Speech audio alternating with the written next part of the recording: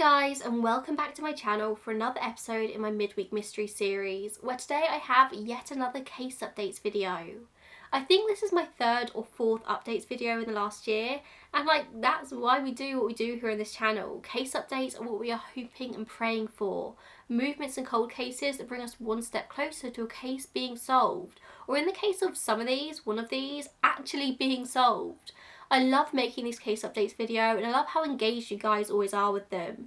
I never get as many comments as I do on these videos, and it's always just so wonderful to see people actively rooting for closure, for answers.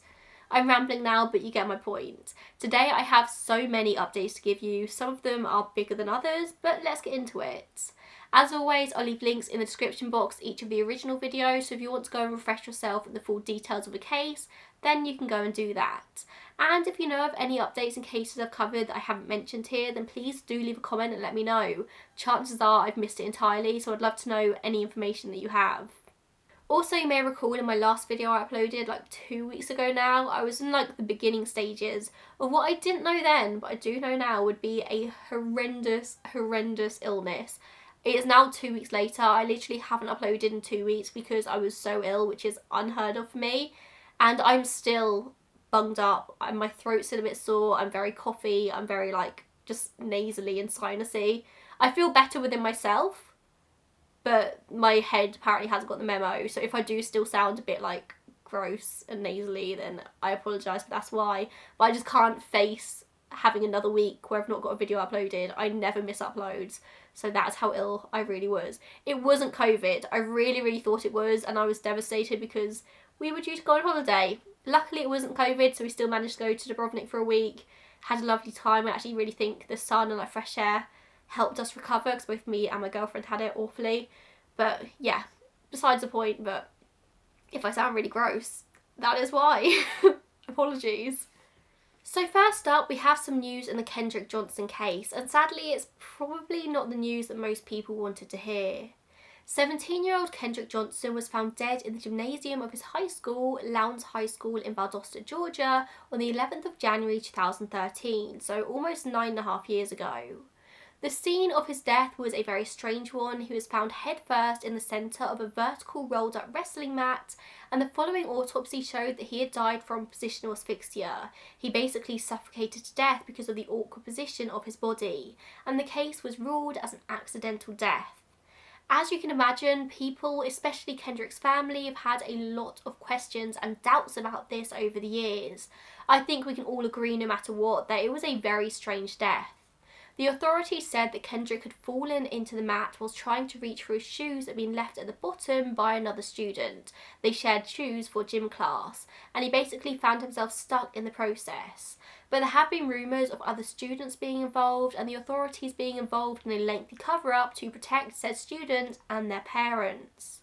A second and third autopsy both showed blunt force trauma as the cause of death, as opposed to positional asphyxia. I'm pretty sure, as I filmed my original video on this case, a second local investigation into the death had just been opened up as of the 10th of March 2021. For this second investigation, the Justice Department basically turned all of its investigative material over to the Sheriff's Office, including grand jury testimony, federal autopsy reports, and additional digital evidence. The Sheriff said that he spent 15 months reading every page, but still couldn't find any criminal action whatsoever. I must say, I do have my doubts as to whether just rereading the criminal files counts as a complete reinvestigation of this case, especially when the sheriff, now admitting their original investigation was flawed, would reflect very badly on him and the department. I'm not saying I have any particular opinion either way here. This case is such a complex one with so many things to consider, but this reinvestigation does seem rushed. I don't think I'd call it a full reopening of this case. Kendrick's parents are determined that something more than an accident led to their son's death, and after Sheriff Polk's announcement once again that it was an accident, they basically called him a liar and continued to state that Kendrick was murdered. In a news release, Polk said, "Because of these statements, I am personally, with my own funds, offering a reward of $500,000 to anyone who comes forward with information that results in the arrest and conviction of a person for the alleged murder of Kendrick Johnson at Lowndes High School." I think to prove a point that he is so sure it was an accident. But Kendrick's father, Kenneth Johnson, has said, "You can't do an investigation with the same investigators who covered it up. They're not going to uncover something that they covered up."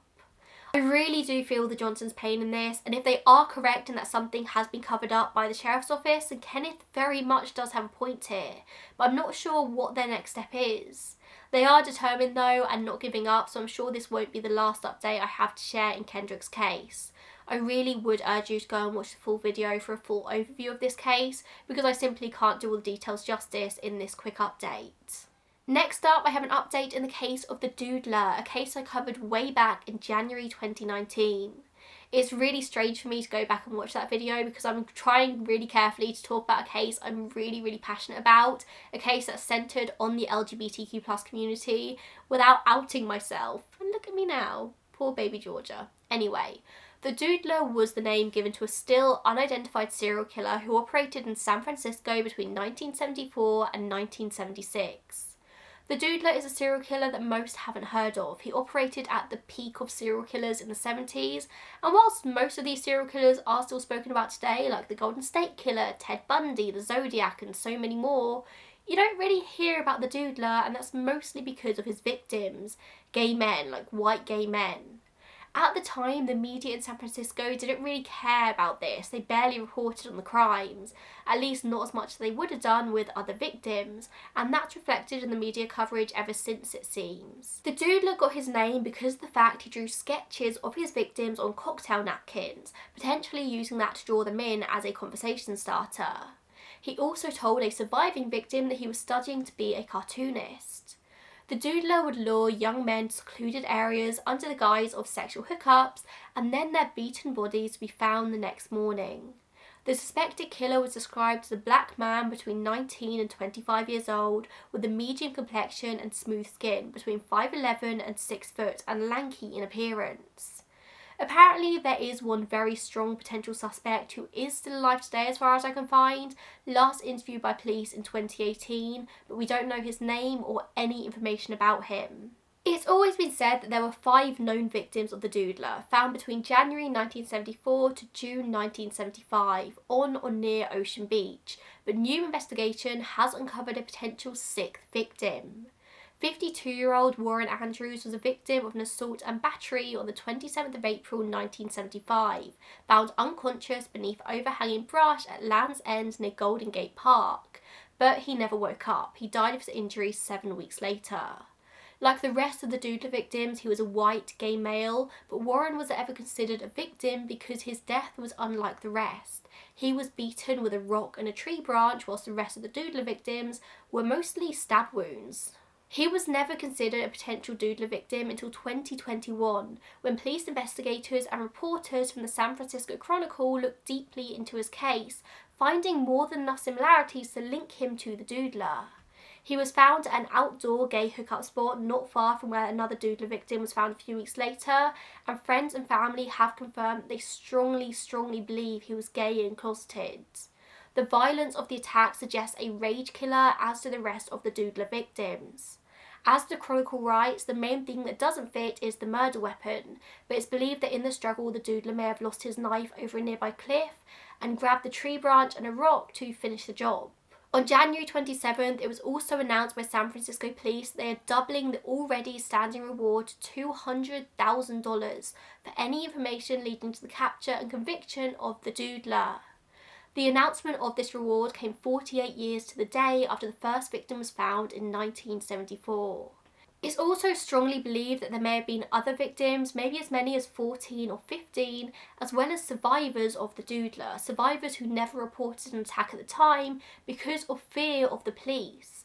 Being gay, there was a strong chance you would just be brushed off, or potentially even arrested under sodomy laws if you admitted you were going to a secluded area with another man for sexual relations.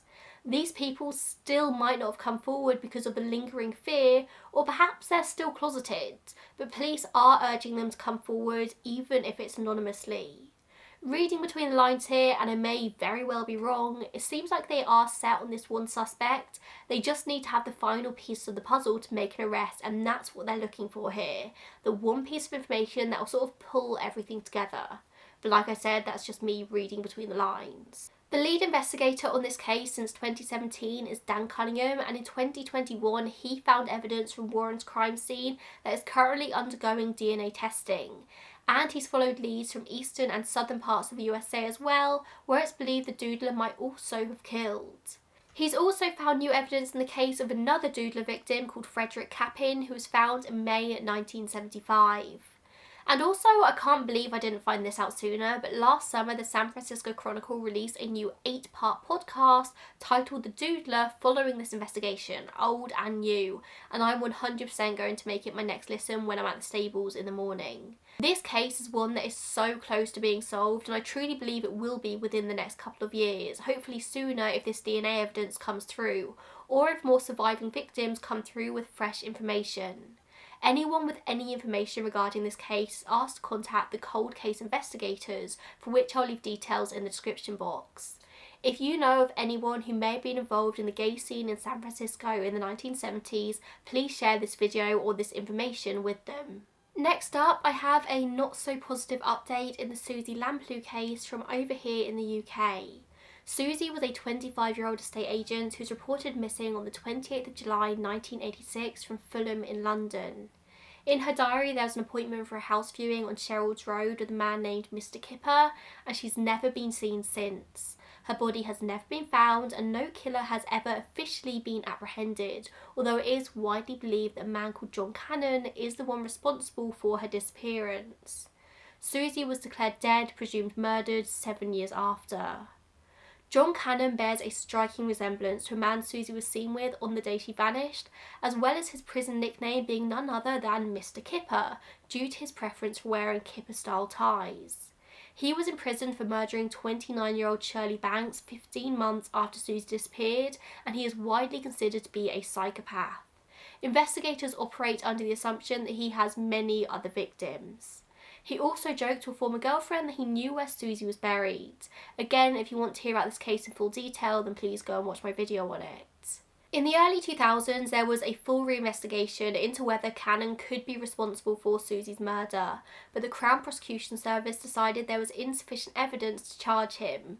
Regardless, in November 2002, the police held a press conference and said they did believe him responsible. Do you know how sure you've got to be about something like that to hold a whole press conference to announce it? It's incredibly rare for police to do. Anyway, the news in this case that John Cannon is officially eligible for parole as of this year, and he will be appealing to be freed. If the parole board agree, he will be moved to an open jail where he can make trips into the local community and make attempts to rejoin society before being officially freed under parole. This is a clearly dangerous man. I really hope the parole board decide against it, and hopefully they will do, but this is a very real possibility. Even if John Cannon isn't responsible for Suzy's murder, which we don't know for sure, he was given 3 life sentences for murder, attempted kidnapping and rape amongst other things. He is dangerous and could soon be free, so if you fancy kicking up a fuss, feel free. Brianna Maitland was 17 years old when she went missing from Montgomery, Vermont on the night of the 19th to the 20th of March 2004. She worked as a dishwasher at a restaurant, the Black Lantern Inn in Montgomery, and left work at around 11:20 p.m. that night, last seen by a co-worker getting into a car and driving away. Her last shift was uneventful, nothing different or unusual happened. Brianna was her usual self. The next morning, Vermont State Police received a report of an abandoned car, a green 1985 Oldsmobile Delta, found in very strange circumstances. The car was found on the property known locally as the Old Dutchman Barn, less than 2 miles from the inn where Brianna worked. The car was at an odd angle, crashed into the building, but as if it had been reversed into it. The rear bumper was stuck on the foundation of the house, the rear tyres were off the ground and the car was stuck, but there was nothing to indicate that the car had skidded off the road or the driver had lost control. The doors were unlocked and the keys were missing. A couple of days later, her mum went to the police to report Brianna as missing and went to the station to drop off some photographs of Brianna, at which point she showed a photo of this car, and they confirmed that this was their daughter's car, it was Brianna's. Despite this very strange scene, it was at first thought that Brianna had run away, as it frustratingly always is, but it was later determined that she could have been a victim of foul play. A week after her disappearance, police returned to the scene with dogs for a canine search and found an item of interest on the ground near where the car had been, from which they were able to pull DNA. They didn't know for sure if this was related to Brianna's disappearance or not, but the DNA profile was entered into CODIS anyway and compared with 11 people of interest, but no match was found. However, in autumn 2020, the state police sent the samples to Othram, an incredible forensic sequencing lab based in Texas, to see if they could conduct their magic and get any further answers. They wanted to generate a lead using this DNA evidence using genealogical research, essentially tracing through a family tree using DNA.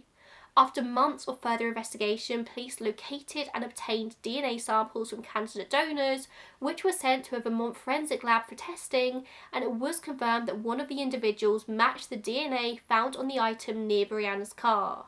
As the lead investigator, Sergeant Angela Barker has said, this doesn't mean they've identified a suspect, but it is a potential lead in the case, which is much, much more than they've had before.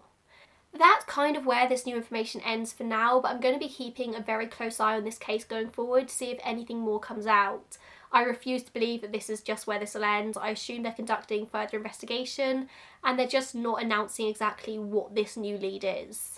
Next up, we have further information in the Madeleine McCann case, which I know feels never ending, but either in my last update video or maybe the one before that, I spoke about a potential new suspect in Germany, and I have a lot more information to share on that.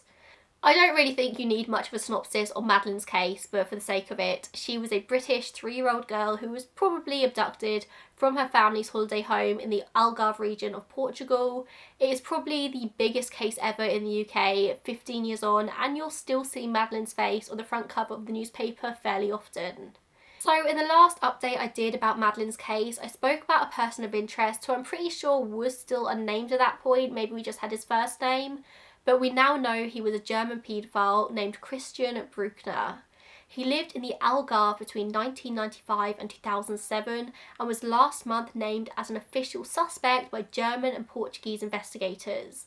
This is the first time Portuguese prosecutors have identified a formal suspect since clearing Kate and Jerry McCann, Madeleine's parents, back in 2007.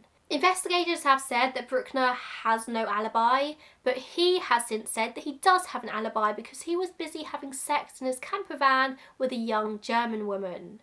It doesn't seem like they've been able to verify it with the woman in question yet. I don't know if they're still trying to trace her or what's going on there. Bruckner has told authorities that he drove the woman to the Faro airport one day after Madeleine disappeared, and they were stopped and photographed at a police roadblock en route. He's also said that the woman in question was stopped and arrested at the airport for being in possession of pepper spray, which should make it a lot easier for the authorities to track her. Also, you'd think. Bruckner is currently serving a 7-year prison sentence in Germany for raping a 72-year-old woman at the Praia de Luz resort, the same place Madeleine was, back in 2005.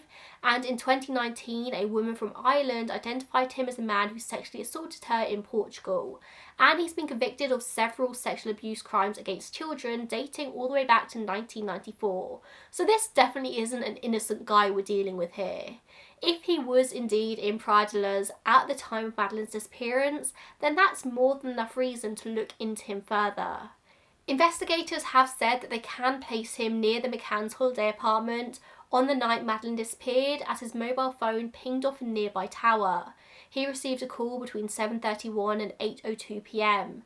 Madeleine disappeared between 9 and 10 p.m. As of a CNN article released literally 3 hours ago on the day I was writing this, so on the 6th of May 2022, the lead investigator on the case has told Portuguese media that investigators have found new evidence that connects Bruckner to the crime, but stresses that the investigation is still ongoing. He says, "We are sure he is the murderer of Madeleine McCann." The evidence in question is apparently not forensic though, and from what I can gather, a search of Bruckner's VW camper van unearthed items belonging to Maddie. We do not know what the item is, but there is speculation it might have been threads from the pyjamas that she was wearing that night. But I'm pretty sure that would be classed as forensic evidence. Forensic evidence is defined as evidence obtained by scientific methods, and to identify threads consists of scientific testing surely, but maybe I'm thinking too far into it. Once again, I'm certain this is not going to be the last we hear in this case. As you can tell, the news is coming out thick and fast about this new evidence, so I'll be sure to update once again in my next case updates video. Could we really be one step closer to finally solving the case of Madeleine McCann? I don't know, it seems almost too good to be true, doesn't it? I feel like I've already been talking for ages. This video is going to be so long, but I still have some massive case updates to report on. Next up, we're going to talk about a fairly decent update in the Mr. Cruel case. This is a video I filmed a couple of years ago now, and it got so many views. I think the thumbnail of this one really drew people in because it's so haunting. This is literally the only composite sketch we have of the suspect, a man in an all-black balaclava with only slits for eyes in his mouth. The name Mr. Cruel refers to an Australian case from the late 80s and early 90s in which he kidnapped and raped 3 girls before releasing them, and he's strongly suspected in the murder of 13-year-old Carmine Chan as well. The previous 3 cases can all be connected due to similar descriptions from the victims who were all released and survived, but of course Carmine was unable to give her first-hand account. But the conditions of her kidnap were close enough that it's always been assumed she fell victim to the same man. It seems that recently there's been a new potential suspect discussed in this case, but it's not official and most media just describe it as a potential breakthrough, but I figured it's worth sharing. I'm going to be completely honest with you here and say that most of the articles I could find around this new suspect were locked behind an Australian paywall, so even with my VPN I couldn't access them. And there's little information I could find about this elsewhere, but a name that's now come up is that of Norman "Normie" Lee, first revealed by retired homicide detective Ron Iddles in the Australian True Crime podcast. Iddles was reportedly told by a well-known crook who was dying of cancer back in 2003 that Mr. Cruel had lived in a house under the flight path in Eltham, and by that point he had died. According to Iddles, this person of interest was a successful businessman who visited the Chan's family restaurant regularly, and he was also known to be a cross-dresser. I do always twitch when serial killers are referred to as cross-dressers as if it's an inherently bad thing, or just a sign of a serial killer when someone doesn't adhere to the gender binary, but it could be important identifying information in a case like this, so here we go. It was on the 31st of April this year, 2022, when a journalist with the Herald Sun called Andrew Rule named Iddles' informant as Alfred Hugh Gay, and the person he was referring to as Normie Lee. Lee was a notorious armed robber who was shot dead by police at a crime scene in July 1992, which was just 3 months after the discovery of Carmen's body, although well over a year since she was abducted. Interestingly, after Lee died, Mr. Cruel never reoffended. Lee apparently confessed to Gay that he had murdered Carmen, and Gay had also said that Lee had a collection of school dresses and owned a house that matched the description given by the surviving victims. Iddles said that this information was passed on to the police at the time, but it was never followed up. I assume they will be following up now though. But that's not all I have for the Mr. Cruel case. New details have come out suggesting that the suspect may have been linked to the city's electrical industry, which is very interesting as a lot of the previous evidence has suggested he might have been an employee of a school, with most of his crimes taking place during school holidays. This new information does not come from the police, so please do bear that in mind, but instead from a Channel 9 TV series called Under Investigation, where cutting-edge technology revealed a new map linking the 3 victims, showing that they were all abducted near or found at electrical substations. Either a huge coincidence, or maybe it really could be something. If Mr. Cruel worked in the electrical industry, it makes sense that he would be in these areas. One victim was dropped off near the Bayswater electrical station, another was dropped off near a substation in Kew, and they both lived very near substations as well. Carmen also lived near one and was found near the Thomastown terminal station as well. My main question is how many substations are there? If there are only very few, then this is interesting. If there's loads of them sprinkled around the city, just 10 minutes apart each, then that's less interesting. As I said, this did come from a TV show, not from the police, so please do take it with a pinch of salt, but perhaps the police will follow through on it. They have narrowed their investigation down to just 7 suspects. I don't know if Norman is on that list, and they're still working through it, so I do have faith we'll get the answer someday, although the lack of any forensic evidence does throw a spanner in the works in this case. I have one final huge update before we get on to the identification of some Jane Does, this time in the case of the Oklahoma Girl Scout murders, a case I literally only covered last month, so it's crazy that I already have an update for you.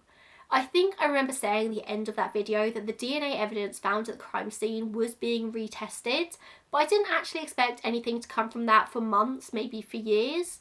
But it turns out this case has actually been solved, or at least the DNA has provided some answers. This case is from 1977, in which 3 young Girl Scouts were murdered in their tent on the first night at camp, and whilst a man was arrested and sent to trial, he was actually acquitted by the jury. This is a story that has split opinion hugely over the years. Many think that Jean Leroy Hart was racially stereotyped and used as a scapegoat by the local law enforcement, who always refused to look anywhere but at him. Others have always been sure it was him. Turns out it was, or at least probably was. The latest DNA testing in this case is officially inconclusive, but it strongly suggests that Jean Leroy Hart was involved and eliminates several other potential suspects. This information has actually been known by law enforcement since 2019 it seems, but they've been sitting on it until they were given permission by the families to share, as part of an upcoming ABC News documentary series about this case, which is expected to premiere around the 45th anniversary in the middle of June. The reason I say this DNA evidence is officially inconclusive is because no full DNA profile has ever been able to be developed in this case, but inconclusive doesn't mean useless. As I said, from this they've been able to eliminate other potential suspects, and as Mays County Sheriff Mike Reed has said, unless something new comes up, something brought to light we are not aware of, I am convinced where I'm sitting of Hart's guilt and involvement in this case. But whilst he is satisfied they had the right person in the form of Jean Leroy Hart all along, he said his ears are open and he will listen to what anybody has to say. I don't know if they'll ever get a conclusive answer here, but perhaps this is enough for the families. It's frustrating that they had him and he was acquitted of the crime, but he was actually in prison at the time for another violent crime and ended up dying just a couple of months later, so it's not like he went on to live a full, busy life. As I pondered in my original video, what's worse, letting an innocent man go to prison for the rest of his life, or letting a guilty man walk free? I don't know the answer to that. And then finally we have a couple of quick updates in some Jane Doe cases. I have one identification that we'll end with, but we'll start with the smaller updates. So Opelika baby Jane Doe was found a decade ago near a trailer park in Opelika, Alabama, her body a partial skeleton. It's strongly suspected that baby Jane Doe was a victim of abuse and neglect, and her death was ruled a probable homicide. In November 2021, the National Centre for Missing and Exploited Children released updated forensic images of the child with a detailed description of her appearance and life. It's estimated that she died at some point between 2010 and 2011, but they're focusing in on the fall or summer of 2011. She was 4 to 7 years old with medium-length black hair styled in cornrows. As I've said, she had most likely been abused and was malnourished. A long-sleeve pink shirt with heart buttons and small ruffles near the neckline was recovered near the body, but it's not ever been confirmed that it definitely belonged to her. Chemical isotope testing suggests that she was born and raised in Alabama or very close by. She likely had a visibly scarred left eye and was probably blind in it.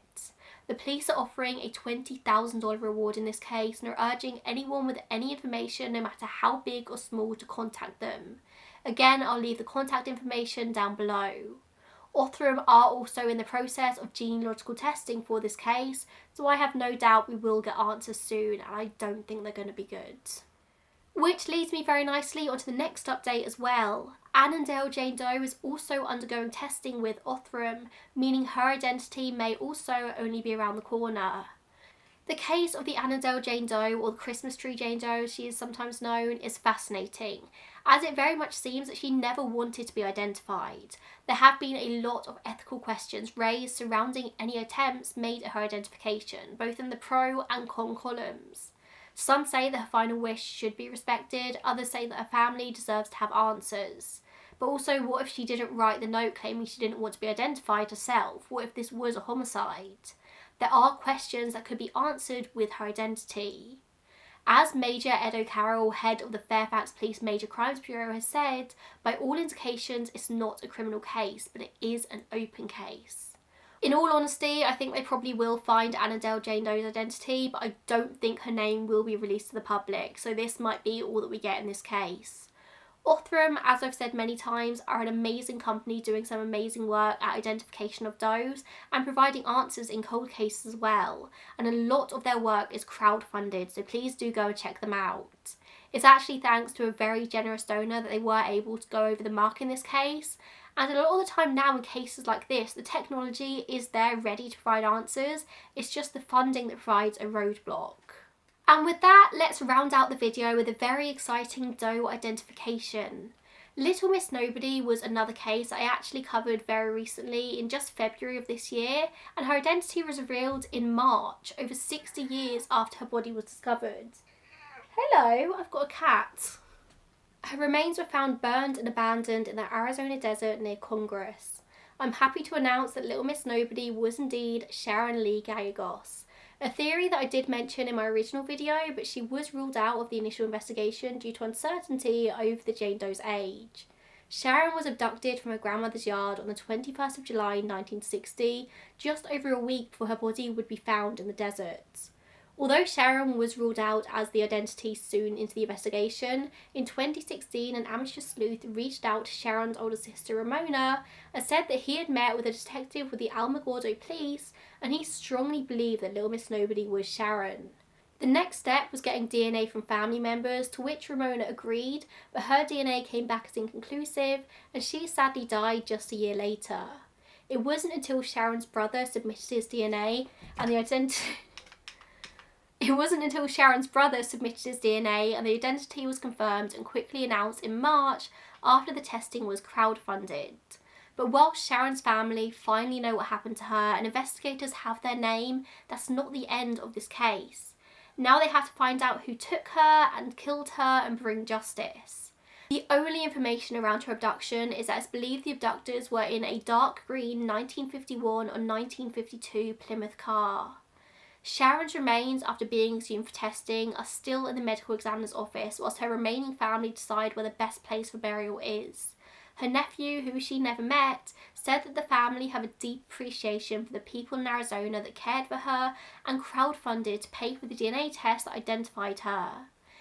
Yavapai County Sheriff David Rhodes said that he was glad he did not let go until the unfortunate moniker of Little Miss Nobody could be finally removed from the headstone. So there you go, that is a very long case updates video for me. It seems crazy that that amount of new information could come out in just the few months since my last one. But that, like I said at the beginning of the video, is why we do what we do here. We want updates, we want answers. Thank you so much for watching. As I said, if you know any other information that I've missed out, please do put them in the comments down below. And I will see you in the next one. Bye guys.